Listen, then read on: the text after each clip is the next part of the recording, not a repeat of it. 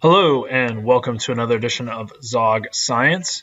This is actually our first edition in a long time. I'm re-recording videos for my AP Biology classes because we've got a new textbook. So we're going to be going through and kind of using their PowerPoints that they've come up with, modifying them to fit a little bit better what we're going to be doing in this class, and also just for some clarity purposes. But I'm going to be recording some new videos. These videos are not meant to replace reading the textbook or taking good written notes.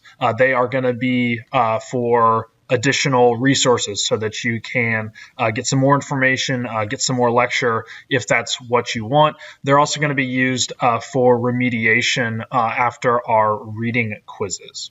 So let's hop into our first one. We're starting with Chapter 1. Nice introduction to the textbook, introduction to biology. We're going to be talking about the different themes of biology. And for our first one, we're going to be talking about just what all of the common themes are in biology.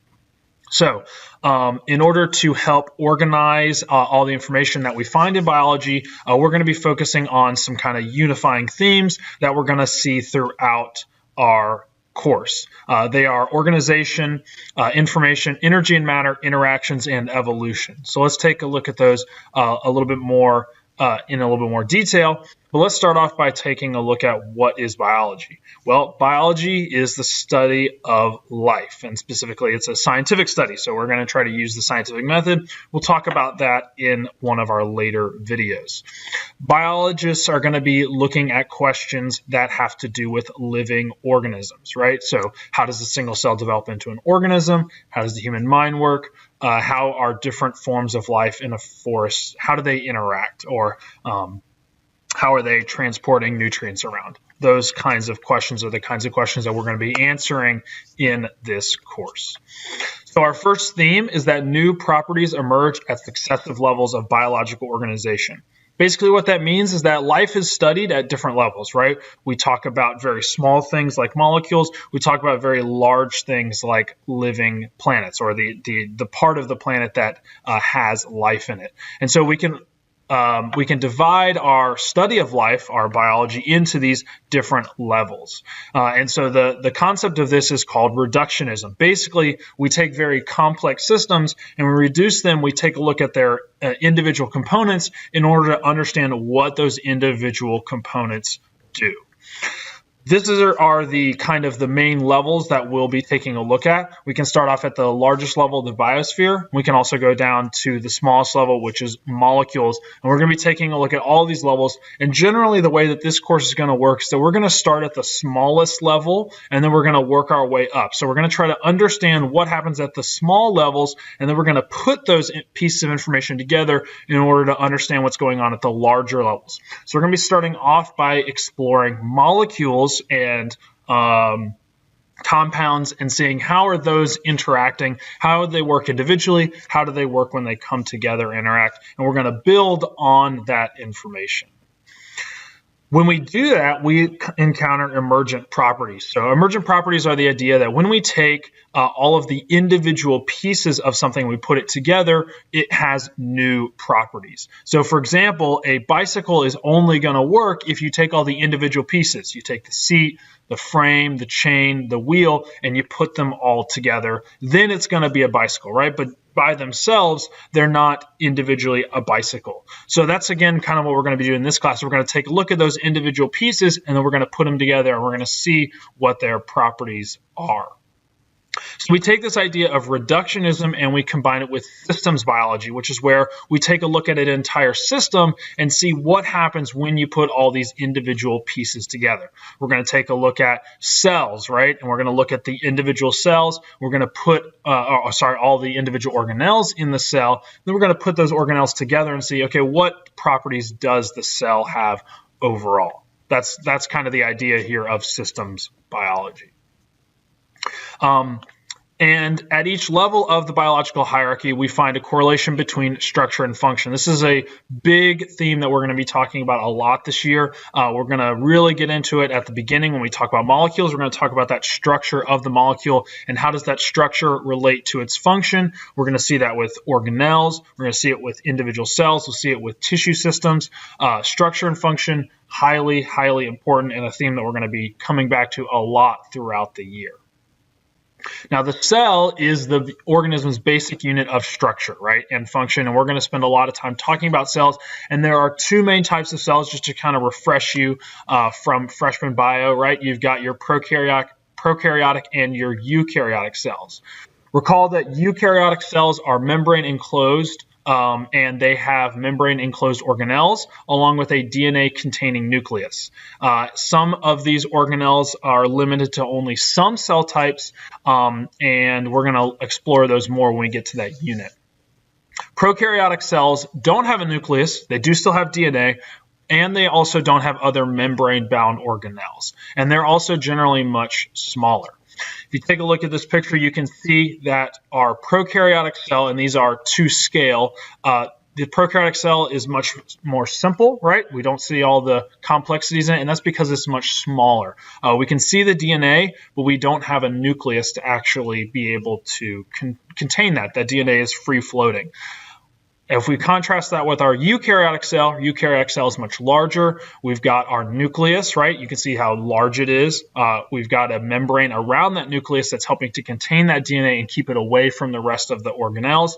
And then we can see all of the different complexity. You can see all the different structures in that eukaryotic cell. We're going to take a look at those structures again once we get to that unit. Now, our next thing that we're going to take a look at is that life processes involve the expression and transmission of genetic information. So this is a big theme that we're going to be spending lots of time looking at. And the basic structure of that transmission of genetic information is DNA. And DNA makes up chromosomes, and DNA molecules can hold hundreds of thousands of genes, which are units of inheritance. They're basically sections of the DNA that contain specific information. And as a cell grows and divides, that information is encoded by the DNA and it's passed on to the next generation. And so the basic theme here is that we take the DNA from a sperm and egg cell in sexual reproduction, we put those together. Those cells then contain all the information for that organism. Those cells then begin to divide. They pass on all that information, and then that turns into a whole new person. Now, how does that actually happen, right? Because you've got all these cells that have the information. How do they go from being this one cell into the many cells with all the different complexities of a fully formed organism? We're going to be taking a look at that this year. And the way that DNA actually provides the information for a cell is through the idea of gene expression. Gene expression is where we take that DNA and we turn it into a protein. If you remember from freshman biology, proteins are the doers of the cell. They're what actually make things happen. So the process here, we start off with our DNA. If you remember the processes of transcription and translation, we take that DNA, we turn it into mRNA, and then we take that mRNA and we are able to build an amino acid sequence, which is then going to turn into a protein. And we're going to be exploring that process in this class, and we're going to look in a little more detail than maybe what you've learned in the past. Next theme is that life requires the transfer and transformation of energy and matter. We're going to be taking a long look at this, making sure that we really understand what's going on here, right? Because without energy and without matter, we can't have life. We can't have living things. So the main idea here is that we get energy input into life's processes into the earth, and that is coming from the sun mostly. Now, some of it does come from the earth's core, but most of it is coming from the sun. And so plants and other photosynthetic organisms, they take that energy of sunlight and they convert it into chemical energy, and that chemical energy is then able to be used by organisms in order to fulfill life's processes. And we're going to take a look at those processes a lot. In general, what we see is that energy flows through ecosystems or through organisms. It doesn't actually stop overall. It doesn't get recycled. It flows through and is used up, and we'll talk about that. But chemicals, right, the matter, those are recycled. Those are used over and over again, and we'll look at those processes in more detail. Our next theme is that organisms interact with other organisms and the physical environment. So organisms don't just exist in a vacuum. They're constantly interacting with other organisms, and they're interacting with their environment. And so those interactions are what produce some of those emergent properties that we see at a larger level, right? So we see the interaction of plants with herbivores. We see the interactions of them with the physical environment. We see the interaction with water, carbon dioxide in the air, oxygen, all those things. There's lots of interactions. We're going to be taking a look at those interactions overall. And then finally, evolution, right? Evolution is the core theme of biology. It's how we understand a lot of the unity and diversity of living organisms, how we can explain why there is so much in common, but also so many differences. And in our next video, we're going to be taking a look at evolution in a little bit more detail as just kind of a prep. So that way we've got this kind of core understanding that we can kind of build things off of. So thanks for watching, and I'll see you next time.